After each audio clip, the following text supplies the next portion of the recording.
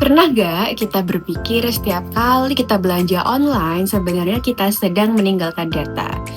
Ketika kita mencari produk, melihat harga, memberikan rating, bahkan ketika kita hanya melihat sebuah produk tanpa membelinya, semua aktivitas tersebut dapat menghasilkan informasi. Sekarang, bayangkan kalau aktivitas seperti itu terjadi pada ribuan atau bahkan jutaan orang setiap hari. Pertanyaannya, data sebanyak itu mau diapakan? Apakah hanya disimpan? Atau justru bisa digunakan untuk membantu sebuah organisasi mengambil keputusan?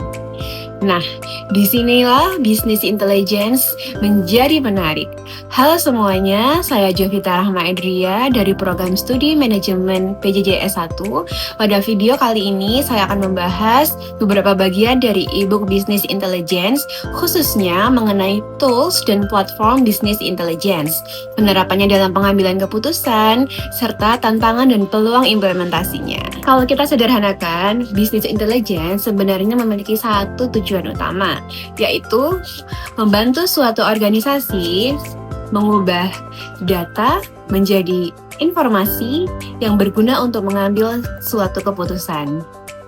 Karena memiliki data yang banyak saja belum cukup.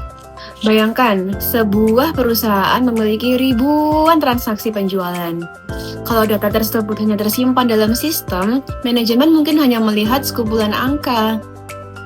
Tetapi, ketika data tersebut dianalisis, perusahaan bisa mengetahui produk mana yang paling banyak dibeli.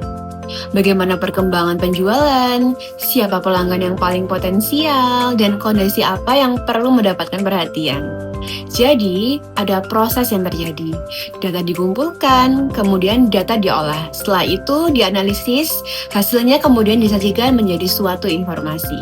Dan informasi tersebut digunakan sebagai dasar pengambilan keputusan.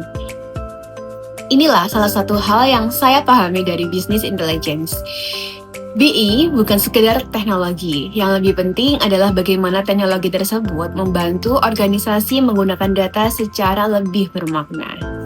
Nah, untuk melakukan proses tersebut, organisasi membutuhkan tools dan platform. Dalam e-book dijelaskan terdapat beberapa tools Business Intelligence seperti Tableau, Microsoft Power BI, QlikView dan QlikSense, Microsoft Excel, Google Data Studio atau Looker Studio, serta SAS. Nah, masing-masing memiliki karakteristik dan kemampuan yang berbeda. Contohnya adalah Tableau. Tableau merupakan platform yang banyak digunakan untuk visualisasi data. Data dari berbagai sumber dapat dihubungkan kemudian disajikan dalam bentuk grafik, dashboard, tabel, maupun visualisasi lainnya. Yang menarik adalah dashboard tersebut dapat dibuat interaktif.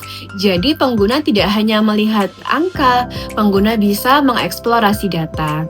Misalnya, melihat perubahan penjualan berdasarkan periode tertentu atau melihat informasi berdasarkan kategori tertentu. Selain Tableau, ada juga Microsoft Power BI. Power BI dikembangkan oleh Microsoft dan dapat menghubungkan data dari berbagai sumber, melakukan analisis, kemudian menyajikan dalam bentuk dashboard dan laporan. Nah, kemudian ada juga Excel yang sudah biasa kita kenal. Tapi sebenarnya Excel ini juga dapat digunakan untuk melakukan analisis data melalui pivot table, grafik, dan berbagai rumus. Dari sini saya melihat satu hal penting. Tools bukan tujuan akhir. Tools hanyalah sarana. Yang menentukan manfaatnya adalah bagaimana organisasi menggunakan tools tersebut untuk menghasilkan informasi yang memang dibutuhkan. Nah, sekarang kita masuk ke pertanyaan yang lebih penting. Setelah data dianalisis, lalu informasi tersebut digunakan untuk apa? Jawabannya adalah untuk membantu mengambil keputusan. Dalam bagian 8, e-book dijelaskan bahwa Business Intelligence berperan sebagai jembatan antara data yang dimiliki organisasi dengan keputusan yang dibuat oleh manajemen. Contohnya pada bidang pemasaran, data penjualan dan perilaku pelanggan dapat dianalisis untuk mengetahui efektivitas promosi dan menentukan segmen pasar yang potensial.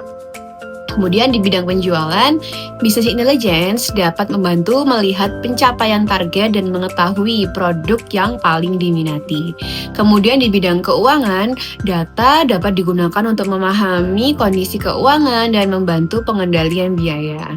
Bahkan di bidang SDM, data pegawai dapat digunakan untuk melihat produktivitas, tingkat absensi, kebutuhan pelatihan, dan pengembangan pegawai. Artinya, business intelligence ini sebenarnya dapat digunakan di banyak bagian organisasi. Dan menurut saya, bagian yang paling menarik adalah business intelligence membantu mengubah pertanyaan bisnis menjadi keputusan yang lebih berbasis data. Misalnya, bukan sekedar bertanya, kenapa penjualan turun? Tetapi kita bisa mulai mencari jawabannya melalui data. Produk apa yang mengalami penurunan?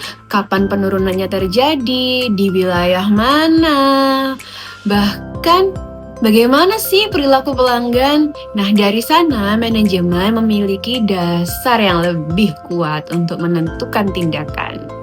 Namun, ada satu hal yang menurut saya juga penting.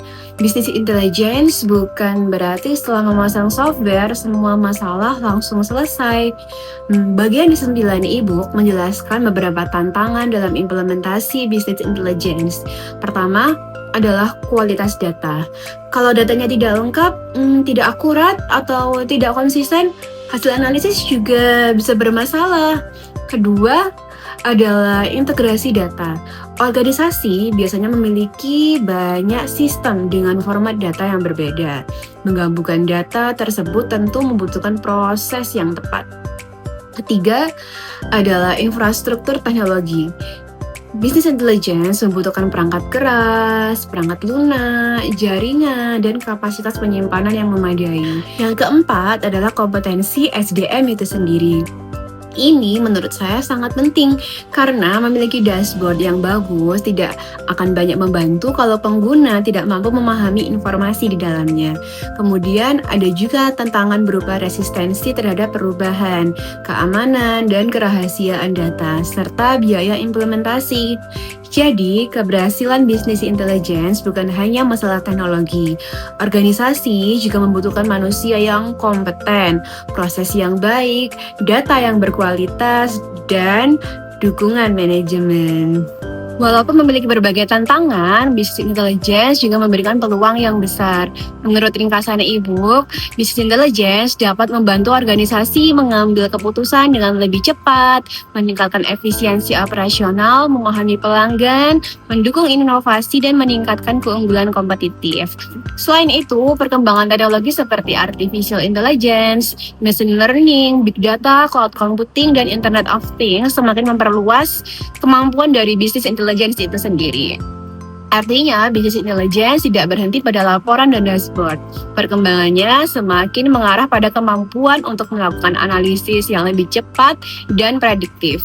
Bagi saya, ini menunjukkan bahwa kemampuan memahami data akan semakin penting, bukan hanya bagi seorang data analis, tetapi juga bagi seorang manajer atau pengambil keputusan. Walaupun memiliki berbagai tantangan, business intelligence juga memberikan peluang yang besar. Menurut ringkasan e-book, business intelligence dapat membantu organisasi mengambil keputusan dengan lebih cepat, meningkatkan efisiensi operasional, memahami pelanggan, mendukung inovasi, dan meningkatkan keunggulan kompetitif. Selain itu, perkembangan teknologi seperti artificial intelligence, machine learning, big data, cloud computing, dan Internet of Things semakin memperluas kemampuan dari business intelligence itu sendiri. Artinya, business intelligence tidak berhenti pada laporan dan dashboard. Perkembangannya semakin mengarah pada kemampuan untuk melakukan analisis yang lebih cepat dan prediktif.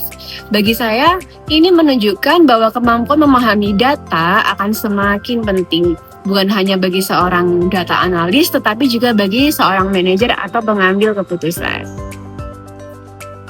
Jadi, apa sih yang bisa kita simpulkan? Business intelligence pada dasarnya membantu organisasi menjawab satu kebutuhan penting. Bagaimana membuat keputusan yang lebih baik berdasarkan data? Data dikumpulkan, data diolah, data dianalisis, kemudian hasilnya disajikan menjadi informasi yang mudah dipahami. Informasi tersebut akhirnya digunakan untuk menentukan keputusan. Tetapi penerapan bisnis intelligence ini membutuhkan lebih dari sekadar teknologi. Dibutuhkan data yang berkualitas, infrastruktur yang memadai, sumber daya manusia yang kompeten, keamanan data, serta dukungan organisasi. Jadi, bagi saya, pelajaran paling penting dari bisnis intelligence adalah bukan tentang seberapa banyak data yang kita miliki, tetapi tentang seberapa baik kita mengolah data tersebut menjadi informasi yang berguna untuk mengambil suatu keputusan. Karena pada akhirnya data yang tidak digunakan hanyalah menjadi kumpulan angka, tetapi data yang dianalisis dengan baik dapat menjadi dasar bagi sebuah keputusan. Nah, itulah vlog akademik dari saya mengenai bisnis intelligence. Terima kasih sudah menyimak. Wassalamualaikum warahmatullahi wabarakatuh.